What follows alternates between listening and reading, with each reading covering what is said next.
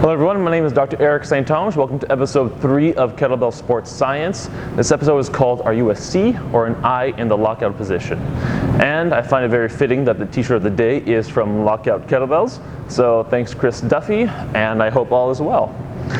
What we're going to be looking at today, we're going to be continuing the conversation of low back positioning throughout the lift of the jerk especially.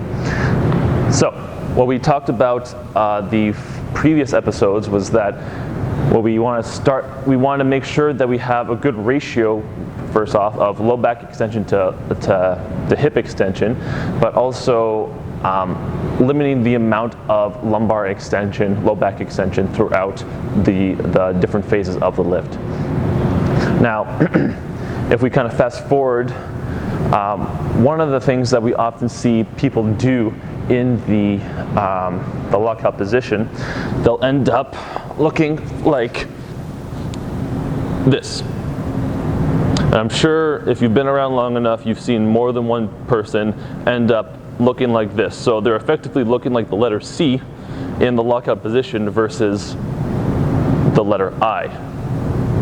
So you see there's a very large difference between the two.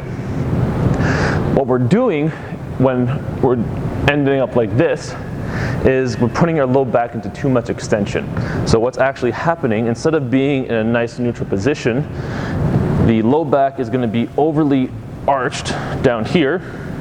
So now our pelvis, we call this an anterior pelvic tilt. So imagine your pelvis is a soup bowl, and now you're pouring all the soup out in front of you. So everything is tilted out this way. So now you're in relative hip flexion at this point, and a lot of lumbar extension here. And like we discussed in previous episodes, the back part of your back essentially are these facet joints, and over time, when these facet joints are cramped together over and over again, it's bad news. Don't do that. Not only that, the muscles back here, so these nice big lumbar erectors, if you're always locking out in this position, these muscles are going to get really tired really quickly. You might notice afterwards that, oh boy, they feel quite achy. They're going to get tired during your set as well. So for the sake of your back and the sake of your performance, making sure that when you're locking out, you have a good neutral position in your spine. When I say neutral, I mean the normal curvatures that your back has. So in your upper back, you have a little bit of a kyphosis. Your lumbar spine, you have a little bit of a lordosis. And your pelvis, the soup bowl, want to make sure that you're not spilling any soup. Okay, so perfectly leveled. This puts you in the best position. Another key point that I want to point out is that when we are leaning forward like this, like in the letter C, so this is the bottom portion of the letter. Now, in order to, equilibrate the fact that I'm putting a lot more of my body weight forward here, we're going to have to overly flex your shoulders to bring the kettlebells all the way backwards in order to, essentially equilibrate the mass from your front to your back, so that your center of mass is directly over your feet. Now that's a good thing. You want your center of mass to be directly over your feet, but the way you get there is ridiculously important. So in order to prevent you from over-flexing your shoulders, and we'll talk about that in a future episode 2 on shoulder health, if we're overly flexing our shoulders and we're coming back here and we're resting the weight overhead, again, that puts your shoulder in a little bit of an awkward position, especially if you're not ready for it. So in order to help protect your shoulders, by actually starting off with a good base in the lower body, you're effectively allowing your body to have a more centrated position. And when I say centrated, I mean that the joints are stacked one on top of each other in the best way.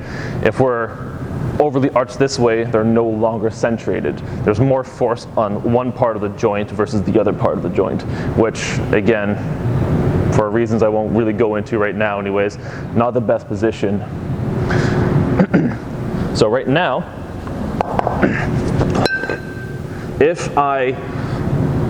like right now, I'm the letter I, so I'm completely stacked overhead. My lumbar spine is in a good neutral position. If I do, gosh, it's hard to do. So if I go like this, in order to keep me from falling forward flat on my face, I need to bring my shoulders all the way back here like this, and the kettlebell's even further behind my head.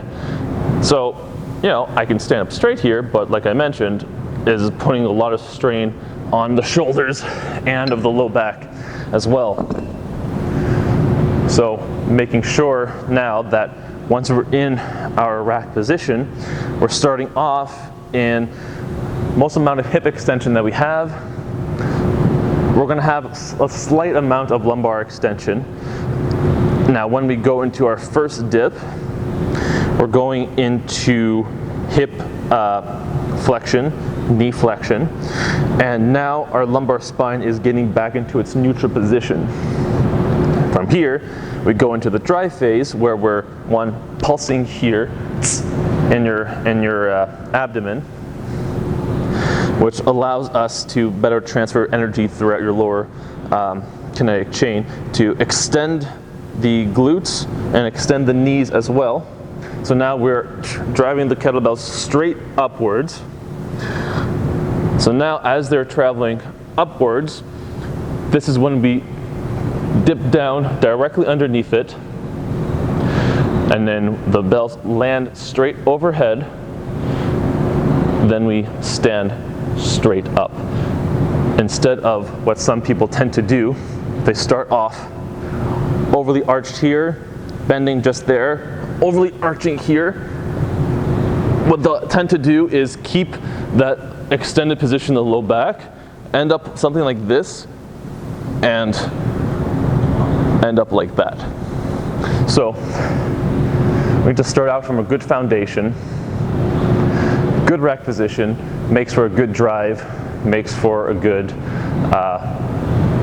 good rack position makes for a good first dip, makes for a good drive position, makes for a good second dip, then recovery, then lockout. So we need to put all of these pieces together in order to have the most efficient lockout position overhead. That's all we have for today. If you like this video, if you found value in it, I'd really appreciate it if you share it with somebody. Please like my channel, please subscribe to the channel, like the video, and any questions or comments, please leave them below. I'd be happy to answer it. And thanks for your attention. Take care.